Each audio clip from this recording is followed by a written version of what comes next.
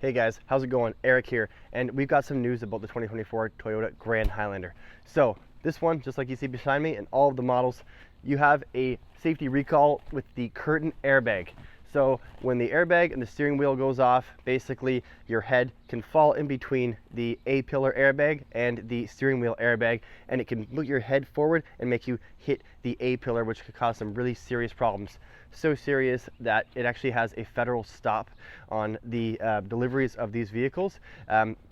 It's still possible that they are actually manufacturing them but not selling them, but no doubt we definitely have a problem. There's none of them that are going to be sealed right now, and they're not going to be delivered to the public. And if you already have one though, then there is a recall out, and you'll find out over the app, which I'll show you in a sec, that you will eventually be able to get it repaired, but as of now there is no solution.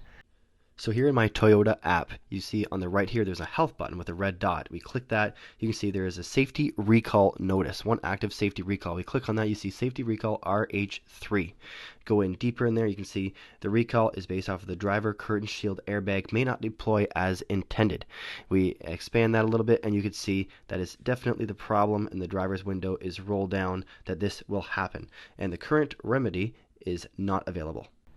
Unfortunately, this problem is so serious that they have a federal stop on the sales of these. If we take a look over here, obviously in the crash test, I'll put the crash test footage in the video here.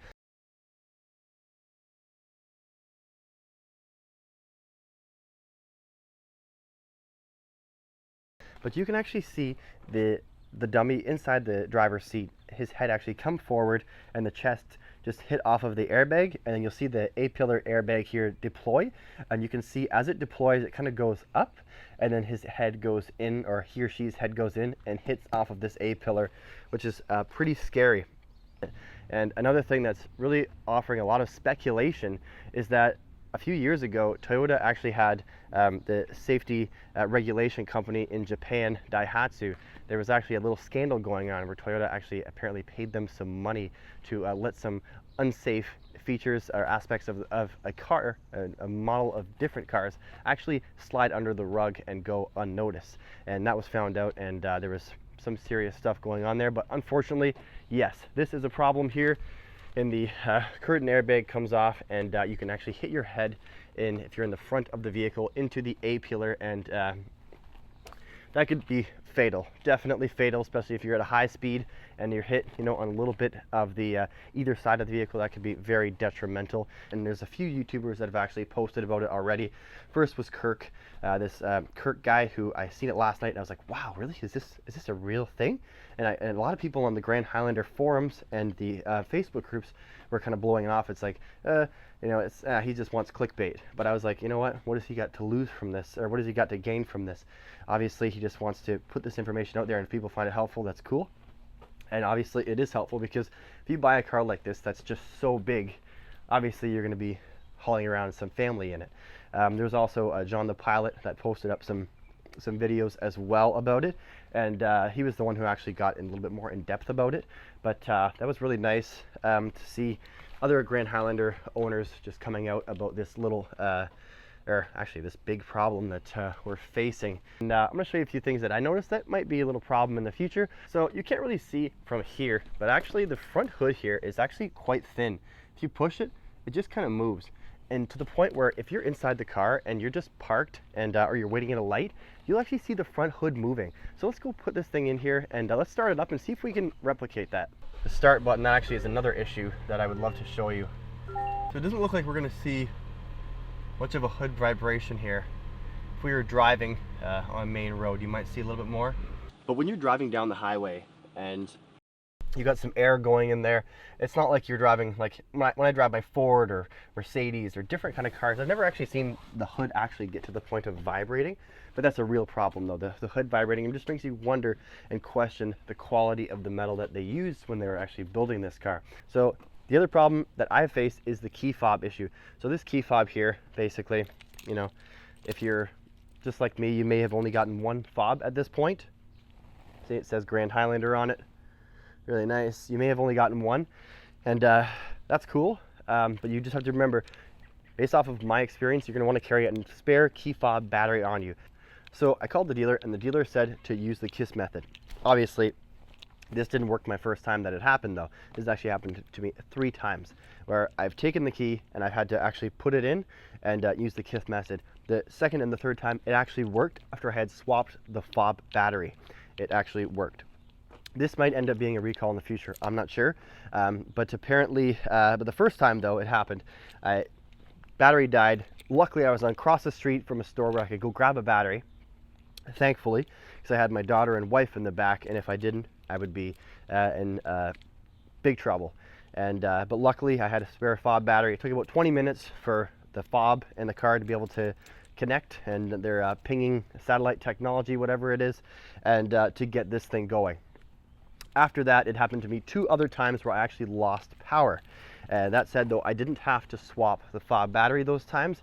I was just able to use the KISS method, take the battery, take the fob, push it into the start button, hold it for 4 seconds, and then the vehicle started. So that was good. That happened to me twice. Once, the third time actually happened 3 hours out of my town, or out of my city, and it really, it was a bit of a scary one because I was with a few buddies too. So if that actually didn't work, I would be pretty embarrassed, honestly. But it really makes you wonder though, because this is a keyless entry vehicle. You know, it's obviously, you don't have to have the key. There's nowhere to put the key. But there's been cars like that for ages. Like I got my Toyota here, or I got my Ford F-150 here. This thing obviously has a keyless go, and but I never have these problems. You know, even my Mercedes in the garage, you know, that thing's from 2009. Still no keyless problems. You know, it's just amazing. But apparently the solution for that is to actually not keep the fob in the same pocket as your phone or any piece of technology, because that will actually drain the battery. And obviously I'm not a Toyota fanboy, but I do know, and I know from experience, I love a lot of high-end cars, but I know above all manufacturers, Toyota is actually the most reliable. Like on all of the manufacturers on the list, the Toyota is repeatedly the #1 most reliable manufacturer. And obviously I'm no Toyota fanboy. I'd much rather drive, you know, something cool but with a lot more power. But when it comes to reliability, these things have been known to stand the test of time. And obviously since after the COVID time, that has definitely changed quite a bit, and a lot of things happened, and there's been a lot of tightening of budgets and things like that.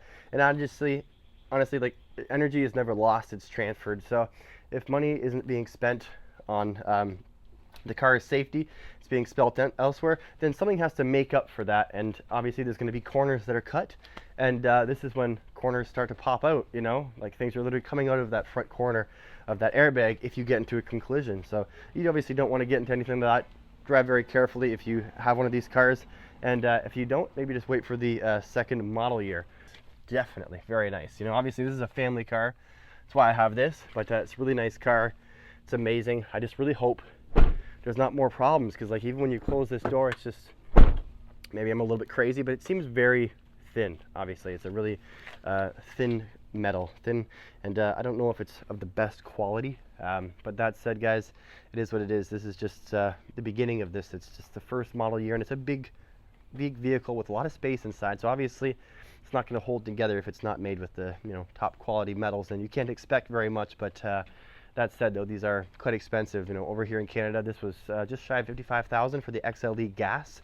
So it's decently expensive. You know, you could have got a CX-90 for that price, and judging by Mazda's crash test history, it's actually very good.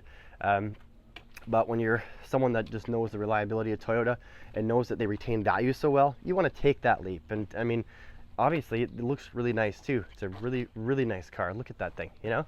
Take what we will about that information, and just wanted to bring it to you guys in case you hadn't seen the other guys' videos. Maybe you can see mine, but we need to get this out to the public, and just so you're aware of these things, especially if you have a dealer that is trying to push you a car that they maybe is marketing as limited production, or it's not really readily available, and you got to pick it up while you can because it's more rare.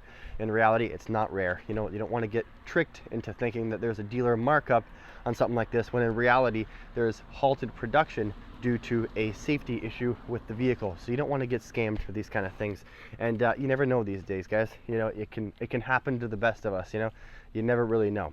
But that said, guys, that is it for this video. Like the button if you got a Grand Highlander, if you want one, or if it just was helpful at all, and subscribe to the channel, please. It'd be very helpful with the channel my size that's so small. And we'll see you guys in the next one. Peace.